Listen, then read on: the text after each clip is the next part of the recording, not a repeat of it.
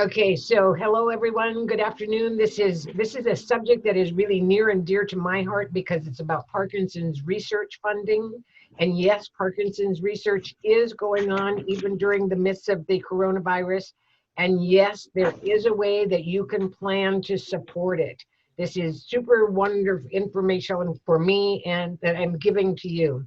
Over the years, we've been asked questions and we've heard statements about people don't die of Parkinson's, or do people die of Parkinson's? I'm not here today, and we're not here today to tell you whether you die of Parkinson's or not. But what I am here today to say to you is that there is one time in particular that you should consider dying of Parkinson's, and that's on a death certificate. And the reason that that would be is that there is no accurate way of telling how many people there are with Parkinson's disease in the United States or in the world. For instance, I started this organization 30 years ago when they reported that there were 500,000 people with Parkinson's. We're 30 years down the line, and they're now saying that there are about 1 million people in the US with Parkinson's. If 1 in every 60 people is being diagnosed, there's a mathematical problem with that 1 million. I don't know what it is.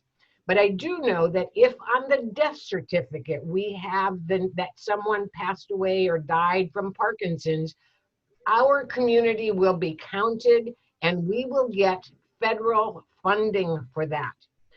Federal funding doesn't happen if you die of pneumonia. Federal funding for Parkinson's doesn't happen if you die of pneumonia or if you die of cardiovascular something. So if we want Parkinson's to get some federal funding, that's what we have to consider doing on the death certificate.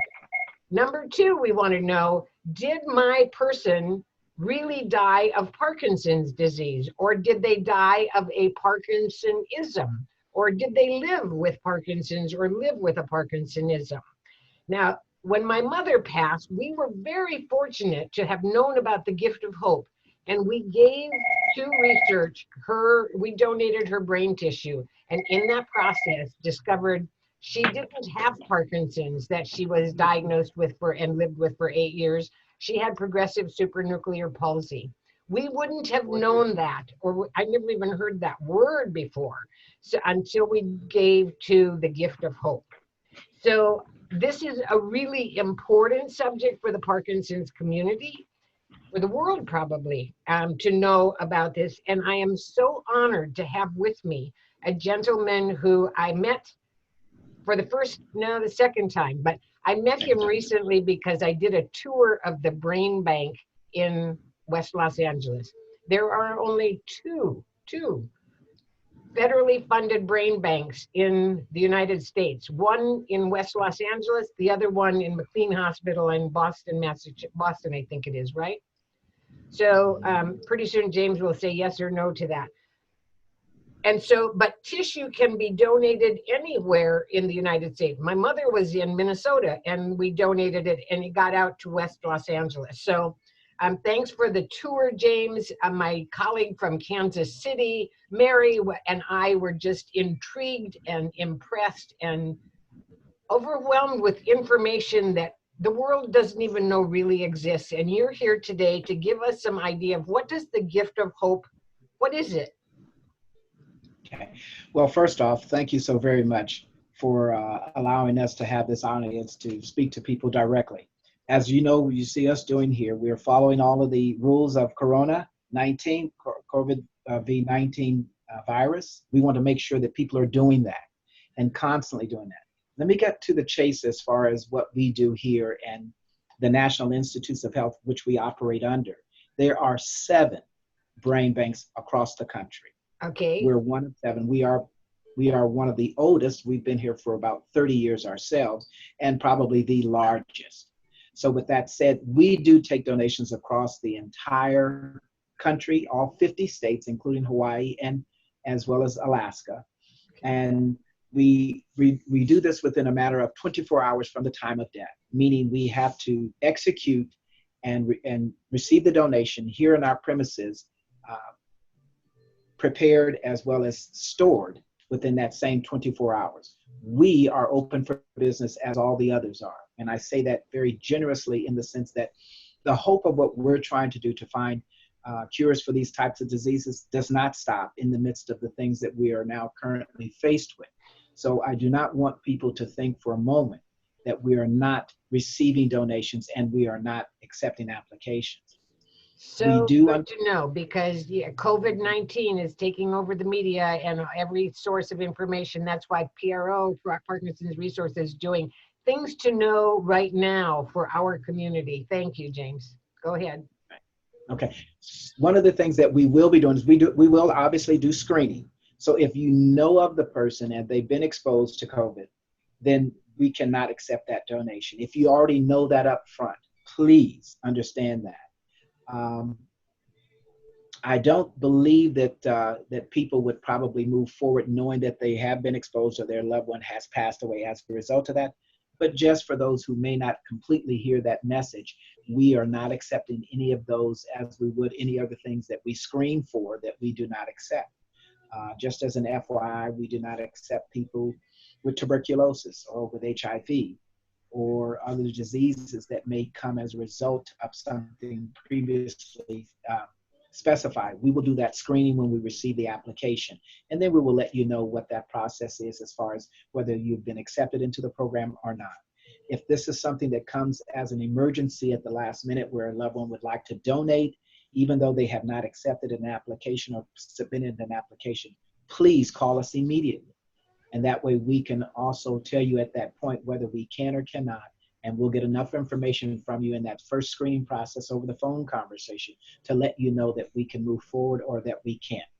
I am going to hope from this interview today, James, that we're going to get a lot more people applying for this, because when I did the tour of the brain bank and discovered how few substantia nigras you had in there, everybody in Parkinson's knows that substantia nigra is the area of the brain that is affected here, and you had so few brains. Research needs this material. So please, everyone, listen up. You can help. So go ahead, James. If I can, Joe, if I can just kind of piggyback off of what you mean to me, and hopefully this sends the right heartfelt message to the folks that are out there who are considering or maybe wanting to contribute. We're trying to save lives by saving ourselves as humanity. And what we learn from these things and how we develop the right tools and the right vaccines, and if nothing else, the right formulas in order to progress life. That's what we're doing here. We're trying to promote that. It is imperative that we learn from ourselves a better way to do things so that we can learn how to help these people that are going through this and for future generations. What we do today is for tomorrow's generation as much as it is for the immediate generation. We don't want it just to be about us. We want it to be about our children, our children's children. That's the passion that we have.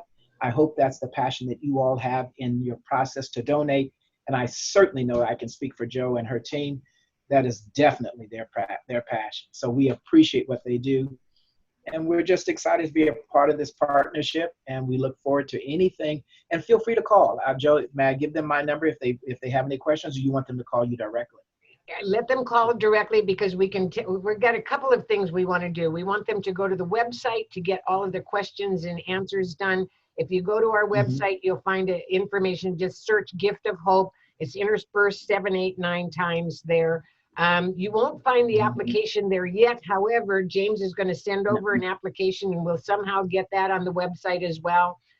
We also are happy to give to him his personal cell number. However, right now I can tell you it has been going off the hook, so getting through that is not an easy challenge. But we can give you an email to him and wait for his response. Like everybody that's very front line with the coronavirus, James is front line. His staff is front line. They are up and running. They are an essential business. And so just bear with them as we go through this. So James, what else might you like to add? I would only like to add that please go to the Parkinson's website. So you'll find the majority of the information that you need right there to help you direct to where you need to go. Our direct number, and I would prefer that you go through Joe just to make sure that she's understanding who you are, to be a part of that network, as well as she can help filter some of those things that may be underlying questions that may not need to be pursued all the way to me. So she has that information. She has our contact information. I will give you our direct line, but I would prefer that you first go through the Parkinson's uh, program first and get with them so that they know who you are. You're aware, you've made a connection. That partnership helps to, oh, forgive me, my lights just went off. I saw that. So Joe, I'll go ahead and allow you to get that information. I don't know if it's probably beneficial just to have them calling me just out of the blue without finding out first information. Yeah, So I would prefer that please they go don't just call. You'll be inundated with calls that they can have answered by going to the website, etc. We all have precious time right now. We have to use that commodity in our very most efficacious way. And so we'll give them the information, access to it. But yeah, let's let them go get the questions answered on the website, and then get an application to us. We'll get that on the website as well. I'm excited. Joe, I can only say this to you directly again. You've been an inspiration to a whole bunch of people. Don't lose that light. Please don't lose that light. Because in the midst of this, there are people who are looking for a place to go. But if your light is doused, sometime in the dark, people don't know where to go. But so you keep that light shining so that people can have a beacon to where to go to. You'll point them in the right direction once you know who they are.